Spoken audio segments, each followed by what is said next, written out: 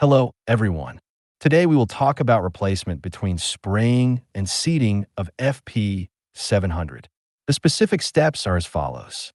Before replacement, we need to turn off the UPS first. When the power is off, remove the battery.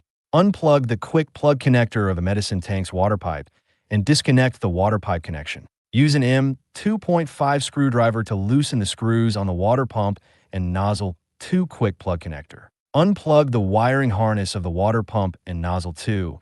Connect the wiring harness of nozzle 2 to the reserve port at the lower right corner and tighten the screws. Remove the medicine tank from above and set aside. First, rotate the SP6 centrifugal spreader at a certain angle.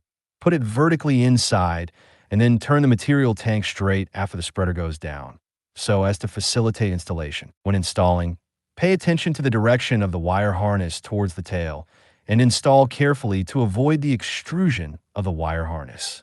Connect the gear motor wire harness to the first and second interfaces of the seating motor and the centrifugal motor wire harness to the spinning disc interface, and use the M2.5 screwdriver to fix the wire. Close the back cover and use cable ties or double connections to fix the water pipe to avoid adverse impact on the operation. Enter the remote control setting. Adjust the rotation speed of the centrifugal disc.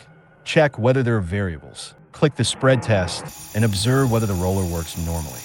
Notes: be sure to completely power off before the replacement of spreading and spraying to prevent short circuit caused. Nozzle 2 wiring harness must be connected to the lower right corner reserved port position. Before connection, clean the inside of the reserve port and screw it properly to prevent short circuit caused by fertilizer entering the avionics module. Pay attention to distinguish the positive and negative sides of the connector when removing and inserting the connector to avoid damaging the pin or causing short circuit. Above is today's lesson. Follow the Topxgun channel for more plant protection skills.